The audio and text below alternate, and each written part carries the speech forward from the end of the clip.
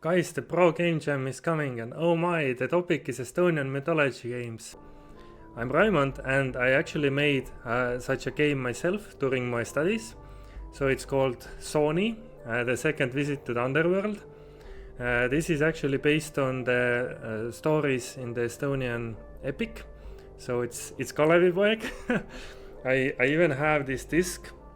So there is this we made even these discs of the game.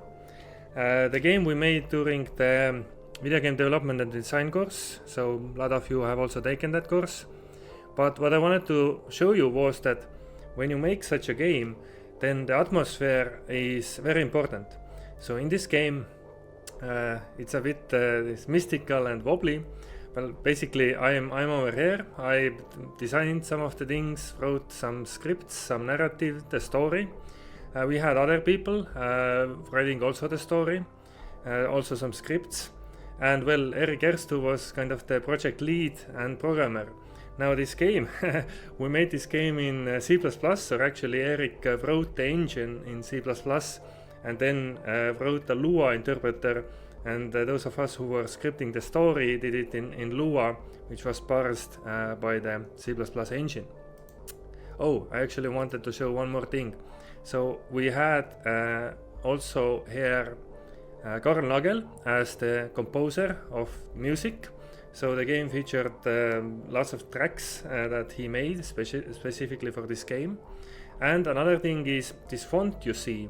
This is actually Mart Andersson's font Sulane. So we asked for permission to use that font because it looked very folklore-y.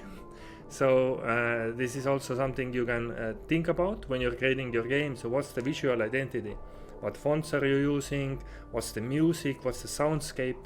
So this game, it's about Kalevipoeg. So let's see how it plays. It's basically this point and click adventure action game. So choose your hardship, hard or too hard. So let's pick hard. There are some instructions. So when you're making your game, instructions are very important. So the player must understand what to press, what to do, what are the keys, what are the mouse clicks, what do they do. So we have some clicks here, and now the tale from the epic. There was a great battle. Sohni and his brothers were victorious. So basically Kalevipoeg and his brothers. They were after the fleeing enemies until they decided to rest and gain their strength.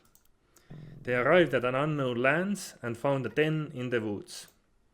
So this is where we start. We have this den, crone's den. Who are you? So we can lie or we can tell the truth. So this is a kind of a kink or kind of a weird twist we put on Kalevipoeg, that he's not a very good person and this world isn't very good either. So everything is a bit vulgar. So we can, let's say we lie to the crone. So he's Jack. If he would have told the truth, he would have said that he's Kalevipoeg. But right now, fancy looking peasants. So here's also his brother Alevipoeg. So the crone started just making soup, cabbage soup. So this is the tale of the cabbage soup and some twists. So the crone isn't able to get water, so we'll have to get water for the crone. Or we could say no way. Well, let's say that we are good peasants and agree to the demands. So we are hungry too. So the crone is gonna give us a bucket. There are cabbages in a large bag. So here's a large bag on one side of the screen, and she will go to rest. There are also some other things, some dirty planks. There's a wooden barrel, and the campfire is about to go off. So we can find some logs, or like Kalevipoeg tells you that you should now find some logs. And well, this is where our adventure begins.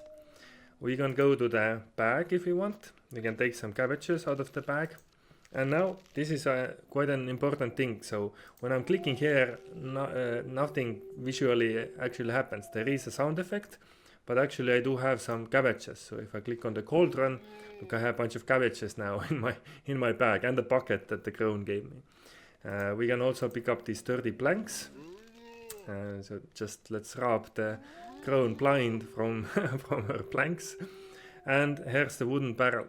And this is again another bit of a problem here. So this is actually filled with water. If we click on it and click on the bucket actually gets filled with water, but the player doesn't know what happened. So Alevipoeg told us to find some wood, and now I know that there is this area here on the screen that goes to the expanse.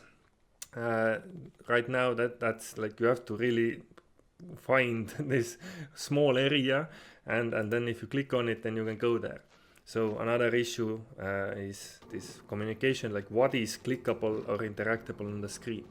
Here we have a werewolf, so there is this very clunky combat that we did. So if you click on the werewolf, hopefully we will win, but we will see. There is also a torch option, but I really can't do it. So I'll just try to click on the werewolf. So my motivation is already going down. So every time I get hit, the motivation kind of drops. Oh no, I might die. Oh, you defeated. Very good. So we defeated the werewolf. We got a motivation boost. Back to 4. Here's some dried birch. We can click on it. We can take some wood. I don't know if did we get it. Okay, something changed visually. So perhaps we got it. I have enough logs already. Very good. So we should have some logs now. Now we have to go back, find the crone's den very small hidden area to click on, and we're back. So now we can click on the cauldron. The Kalevipoeg goes there, and we can put not planks but logs on the fire, and you can see the fire lit up. The whole area is also a bit more illuminated. Now we have this cauldron, and how do we make soup? So we put some water in. Hopefully we filled the bucket with water. It's hard to say. We put some cabbages in. So 3 cabbages. There's enough cabbages. Good. But I think we still need some more water. And although there's feedback for the player that there's good amount of cabbages, putting in the water is more trial and error thing. So let's go there one more time. So this is this magic number, the rule of 3. So you have to do something 3 times for it to be magical. So we put in the water 3 times. There is enough water. And did something. Let's see what else happens. The cabbage and water nicely in the cauldron. I think this is boiling, so it will take some time for the soup to finish, right? Again, something that could be conveyed to the player. But basically, now Alevipoeg says that the soup is almost done. Oh yes, very nice. And we should be able to... there's a visitor. Hail to you, mighty masters. The soup of yours smells really good. I've been starving for days. Please have mercy on the old man. So we have this old gnome or old man, again from the epic, that tries to eat our soup. So there is this mythological kind of a gnome character in different Estonian folklore tales that wants to eat your soup. But if you let the being eat your soup, then they will eat all of the soup and you will have no more soup left. So we have to be very careful about how we approach this old man here. We can bargain, we can allow, or we can deny. So depending on what choice you pick, something different happens. Let's bargain, because we know from the tales that never give out your soup to weird old men. So we threaten him a bit, and if you really want to taste the soup, you must hand over the golden bell. So that's something else that's in the stories. This gnome has this golden bell that does something. So we are asking for that bell in order for the gnome to not play a prank on us. The bell, well, he says it's really important, but allows us to take it. And now we can allow him to taste the soup. So let him taste, look what a weakling he is. And again, we could like disallow, allow, or have a joke here. So let's allow for now. Then he tastes the soup and can have the bell back. Now these Estonian tales are quite gruesome and mean. So let's not give the bell. That's our bell now. So dream on, you lausid Worf. we don't take kindly to your kind around here. Just wait and see, you dogs. You will hear from me soon. Right, and that's basically the gnome story and the soup story. So let's eat the soup, and then basically Kalevipoeg and Alevipoeg eat the soup. So let's see if I can, if it, yes, tasty soup. And well, basically now I have eaten all the soup. I don't know. Let's try again. Yes, now we are again the rule of 3. You eat the soup 3 times, and men went to sleep. They woke up in the morning, and the crone is gone. So where did she go? What happened there? Was there even a crone? Did you see anything? No. I'm hungry again. Alevipoeg is gonna go hunt some beast, and we have to dig a cat hole behind the bushes. So that's where our story will continue. Now I'm not gonna play the whole game for you. There are walkthroughs or like playthroughs available online as well, and I don't want to spoil anything. You can make different choices here or in the future narrative. But basically, what I want to say is the visual aesthetic is one thing, and being like relating your game to the folklore is of course important, because that's gonna be the challenge in the Pro Jam. But also something you might want to consider is the music. So you might want to get an actual musician. So in our game, Karl Nagel is actually a known musician in Estonia, has a band called Redneck Rampage.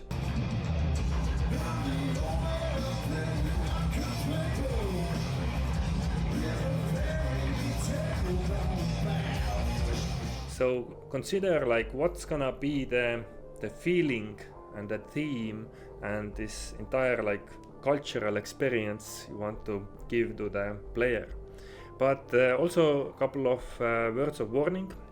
So in this game, this was our first larger project for many of us. So look, it's more than over 10 years ago already.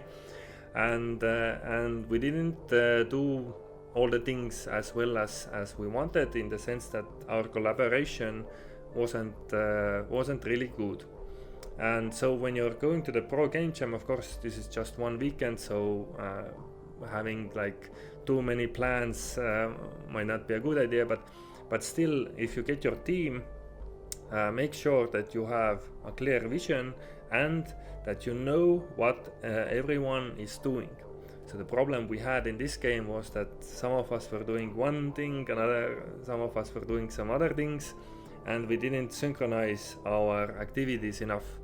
So very often it came to one of us as a surprise what the other person had done, and then we had to somehow match those different individually made components together. So this wasn't very good. This is especially important for, let's say, artists.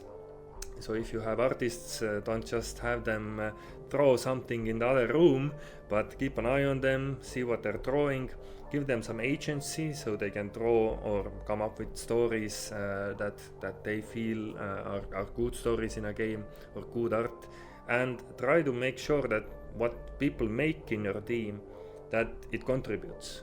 So one of the worst feelings for anyone working on games is that if you make a bunch of things and then your project leader or whoever says that no, we don't have time to put these things in the game, the programmers don't have the resources to make this functionality, or don't have the time to put art in the game. Well, I mean, your team made the art, it should be in the game. So make sure that, or at least it should contribute to some level.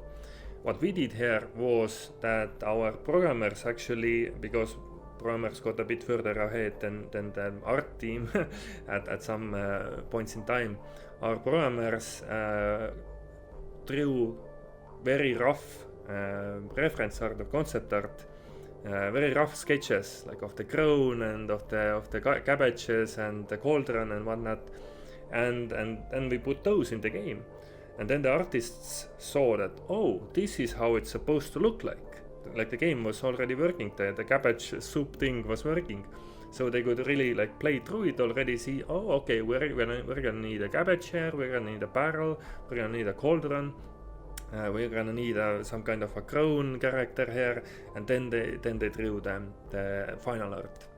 So that's one way. Maybe it's not the best way for a jam, but well, you can draw these things out on paper and show to the artist that, look, we're gonna try to make these things happen, we're gonna need art for this thing and that thing, and then keep an eye on the art when it's coming in and make sure it ends up in the game.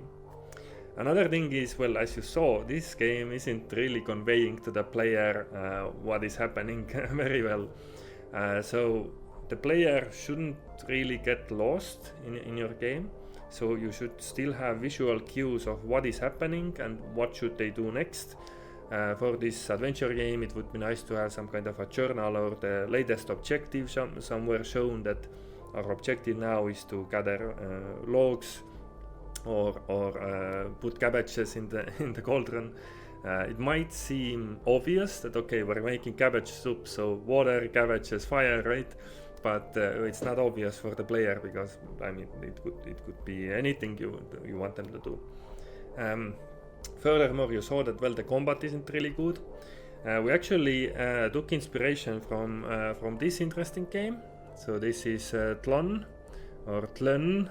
So I don't know if you can see some not very well. Well, basically, yes. So basically, there are these very misty environments. I think it was like a Tlon, the Misty Tale, or something like this. But the idea there was similar, that we had a very like eerie environment. So we took the eerie environment inspiration from there, but we also took the movement. So when you click, the character kind of fades into the position through some steps, or the combat that you have to click on the right time. We kind of took that from that game, because a lot of us in that team had played it and liked it. But I would say that the combat in Tlön wasn't very good either, and we made it worse. So basically this game, it's I mean, the combat, I'm not gonna say anything more about this. So when you're taking inspirations from other games and titles, of course, then think about what you can achieve and what you can't in that pro game jam time, of course, like these 2 days, and try to, well, yes, not take too much to do, and don't try to, like, think about it, if it really works in the end. Is it simple enough? Is it a good mechanic? And play test it, try it out, and don't be afraid to kind of pivot. So if you see that, okay, this isn't really working, this combat, this is the weakest point here, but there's lots of combat, let's say, in our game as well, then perhaps we should focus a bit more on the combat. Or if we can't, then maybe we want to skip the combat and have only the story and focus on polishing the story, showing to the player what's happening, what are they supposed to do, having more visual cues that, look, you have picked up some cabbages, they're in your inventory now, or some kind of like more holding the player's hand in that regard and not focusing on the combat at all. That's also a choice. Well, of course, you're all pros, so in the pro game jam you have had already teamwork experiences and hopefully several bigger projects under your belt, so you already know all of that. But still, it's good to keep in mind that you need to collaborate with your team and make sure that what you end up with is done well in that small area that you have picked out for yourself. You can't make all the game mechanics in the world. Try to make few of them and make them well. Make sure the atmosphere is there. Maybe you have some musicians that you know. So now there's still like a month until the jam. So right now you can ask those musicians, do they want to come and make some interesting soundtracks for your game. In this disc that we have There's actually a soundtrack folder. I think there is something like 10 or 12 different tracks. Most of them, of course, are playing in the game at different locations as well. There are more locations than just the Crohn's 10. And I think the strongest point in our game is the music, the visual style, the airy atmosphere. All of these folk tales, they often have this airy, mystical atmosphere. Something weird is happening. But you also have to be smart and make smart choices. So think about what is the niche your idea should go towards. What's the experience you want the player to have? Should they have like kind of this power fantasy that they made sneaky choices and are winning because of that, or should it be some kind of a different tale? It's up to you. Take inspiration from folklore, and I hope you make awesome games based on Estonian mythology in the Pro Game Jam.